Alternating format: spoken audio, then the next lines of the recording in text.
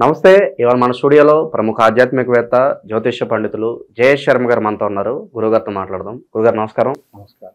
మార్చి నెల 2025 వృశ్చిక రాశి వారి పరిస్థితి ఎలా ఉండబోతుంది గురుగారు? ఎలాంటి రెమెడీస్ చేసుకుంటే బాగుంటుంది అంటారు? శ్రీ గురుభ్యో నమ. శ్రీ మహాగణాధిపతయ నమ. శ్రీ మహాసరస్వతి నమ. హరి ఓం శ్రీమాత్రే నమ. వృశ్చిక రాశి యొక్క గ్రహస్థితి చూసినట్లయితే ముఖ్యంగా విశాఖ నక్షత్రం 4వ పాదము, జ్యేష్ఠ నక్షత్రం 4 పాదాలు, అట్లనే ఈ యొక్క అనురాధ నక్షత్రం 4 పాదాలు వృశ్చిక రాశికి చెందినవి. ఈ వృశ్చిక రాశి యొక్క గ్రహస్థితి చూసినట్టయితే వీరికి చతుర్థమందు రవి, తదుపరి పంచమస్థానంలో రవి, పంచమస్థానంలో శుక్రుడు వక్రై ఉండడం, నీచస్థితిలో పట్టడం, వక్రై, మళ్ళీ శుక్రుడు ఉచ్చలో ఉండడం, నీచస్థితిలో వక్రై ఉండటము, బుధుడు నీచస్థితి ఉండి వక్రై ఉండటము, తర్వాత మళ్ళీ రాహు కూడా పంచమస్థానంలో ఉండటము, శని మళ్ళీ పంచమస్థానానికి వెళ్ళటం చివరాంకంలో, అట్లాగే వీరికి ఈ యొక్క కుజుడు అష్టమ స్థానంలో ఉండడం, సప్తమ స్థానంలో గురువు, ఏకాదశంలో కేతు. ఈ రకమైన స్థితిని చూస్తే పాల్గొన మాసంలో కొంత వ్యతిరేకమైనటువంటి కార్యక్రమాలకు ఎక్కువగా అవకాశం ఉంది. ఎందుకంటే పంచమ స్థానంలో శుభ అశుభ గ్రహాలు అనేవి ఏవైతే ఉన్నాయో వృశ్చిక రాశి వారికి అంత మంచిది అయితే కాదు. ఎందుకంటే రవి 14 వరకు యోగదాయకంగా ఉన్నా కూడా తదుపరి పంచమ స్థానంలో వెళ్ళటం వల్ల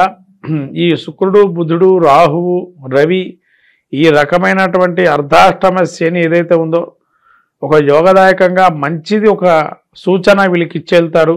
వెళ్ళేటప్పుడు ఒక మంచి భావనగా ధనం కావచ్చు, లేదా కుటుంబంలో కలహాలు ఏవైతే ఉన్నాయో అవన్నీ తొలగిపోవటానికి కానీ ఒక మంచి మార్గాన్ని ఎంచేసి ఆయన వెళ్ళిపోవటం పంచమ స్థానానికి అనేది కలుగుతుంది.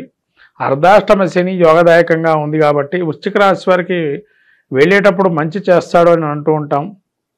ఆవిడ మంచి అనేది జరిగే అవకాశం కూడా ఉంది నెల. అయితే ఈ మిగతా గ్రహాలు పంచమ స్థానంలో ఉండటం వల్ల నేము ఫేమ్ దెబ్బతినే అవకాశం కూడా ఉంటుంది. ఎందుకు అంటే ఇంతకాలం వీళ్ళు సంపాదించిన ఆస్తి ఏంటంటే పేరు సంపాదించేవాడు ఉండొచ్చు, ధనం సంపాదించవచ్చు. ధన నష్టం అన్నా అవుతుంది, లేదా పేరు నష్టం అన్నా. బంధుమిత్రాదులు కూడా వీళ్ళతోని ఇప్పటివరకు సానుకూలంగా ఉన్న కొన్ని ఇబ్బందులు పడే అవకాశం ఉంటుంది. తర్వాత సంతానం ఒక మొండిఘటంగా వ్యవహరించడం, లేదా సెల్ ఫోన్లు చూడటం, దుష్ట సావాసాలు చేయటం, వాటి వల్ల వీళ్ళకి ఇబ్బంది కలగటం, మనస్సు కకావికలం చికాకుగా ఉండటం, ఇవన్నీ జరిగే అవకాశం ఉంది.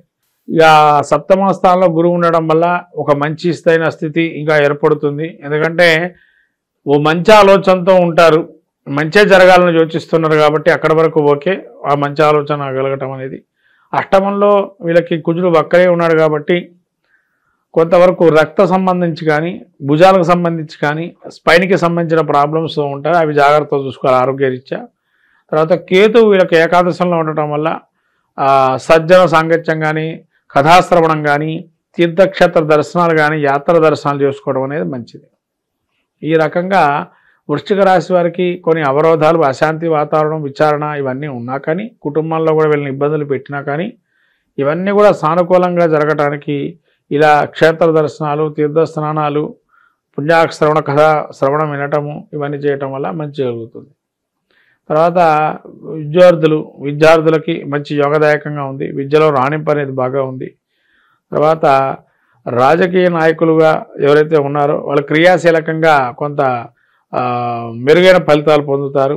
తర్వాత సినీ ప్రముఖులుగా ఉన్న వాళ్ళకి కొంత అవరోధాలు అనేవి అయితే ఉన్నాయి, ముందరికి రావడం కష్టంగా మారుతుంది, ఇంకా అవకాశాలు రావు వీళ్ళకి. తర్వాత స్పోర్ట్స్ మ్యాన్గా ఉండే వాళ్ళకి కొన్ని అవకాశాలు వచ్చే అవకాశం ఉంటుంది, తద్వారా వీళ్ళకి రాణింపు అనేది ఉంటుంది.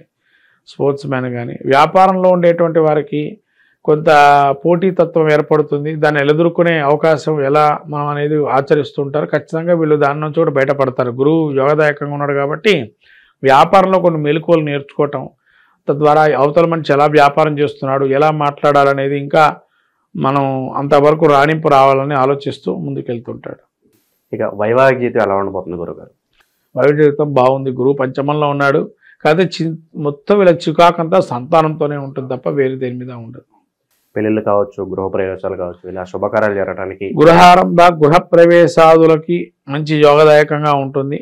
అటువంటిది ఏది సమస్య లేదు. అవి వాటి కూడా కొంతవరకు వీళ్ళకి న్యాయం జరిగే అవకాశం ఉంటుంది.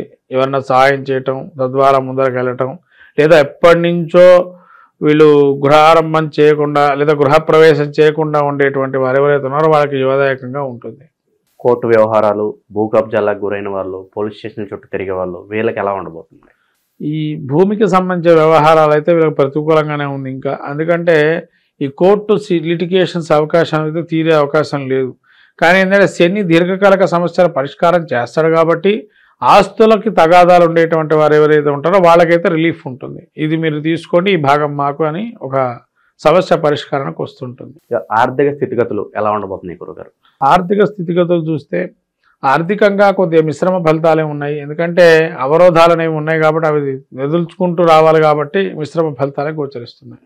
ఇంకా మెరుగైన ఫలితాలు పొందడానికి ఏదన్నా రెమెడీస్ ఉంటే తెలియజేయండి ఈ రాశి వారికి. ఈ రాశి వారికి నవగ్రహ స్తోత్ర పాలన చేసుకోవటం, గ్రహపీడ స్తోత్రం చేయటం, తర్వాత రాబోయే కాలంలో ఎక్కువగా వీళ్ళు వెంకటేశ్వర స్వామికి గుడికి ప్రతి శనివారం వెళ్ళి దర్శనం చేసుకోవడం అనేది మంచిది. ఏదన్నా దానాలు చేయాలనుకుంటే ఏ వస్తువులు దానం చేస్తే బాగుంటుంది అంటారు? వీళ్ళు దానం చేసుకుని పెసర్లని దానం చేయటం, పెసరపప్పు కానీ పెసర్లు దానం చేయటం, అట్లానే కందులు కానీ కందిపప్పును దానం చేయటం మంచి ఫలితాలు వస్తాయి. మొత్తం మీద ద్వాదశ రాశులు ఈ యొక్క పాల్గొన మాసంలో మనం చూస్తే ప్రతి రాశి వారికి ఒక్కొక్క ప్రక్రియ చేసుకోవటం వల్ల మెరుగైన ఫలితాలు ఉంటాయి. కాబట్టి ద్వాదశ రాశుల వాళ్ళు మనకు రాబోయే మాసంలో మనకు చెప్పాలంటే లక్ష్మీ జయంతి అంటారు, దాన్నే హోలికా ఉత్సవం అంటారు. మనకు శివపురాణంలో చాలా అద్భుతంగా ఉన్న ఘట్టం రతి మన్మధులు ఏదైతే ఘట్టం ఉంటుందో ఆ ఘట్టాన్ని ఎవరైతే పారాయణ చేస్తారో సకలమైనటువంటి నరదృష్టి దోషాలు పోతాయని మనకు శివపురాణం చెప్పబడుతుంది. కాబట్టి శివపురాణం మనకు ఏదైతే ఉందో అందించిందో కామదహనాన్ని ఏదైతే చేస్తారో ఆ మనకుండేటువంటి కీడుని మొత్తం కూడా దాన్ని తొలగింపజేసేటువంటి ఆ విభూతిని కనుక పెట్టి దానికి ప్రదక్షిణాలు చేసుకొని తద్వారా మనకు సంతానాన్ని కానీ మనకు కానీ మంచి కలగాలని ప్రతి విషయంలోనూ కూడా మనకు మంచి అనుభూతులను ఇవ్వాలని కోరుకోవడానికి ప్రయత్నం చేయండి. కామదహనంలో పాల్గొనండి. అట్లానే లక్ష్మీ జయంతి రోజున ఎవరైతే పౌర్ణమి వేళ జరుగుతుంది ఈ లక్ష్మీ జయంతి రోజు అమ్మవారికి కమలా పూలతో అర్చన చేసుకోవటం, తామర గింజలతో జపం చేయటం, తామర గింజలతో హోమం చేయటం, తేనెతో అమ్మవారికి అభిషేకం చేయటం లక్ష్మీ జయంతి రోజు చాలా అద్భుతంగా ఉంటుంది. ఈ యొక్క ప్రక్రియలు చేయండి.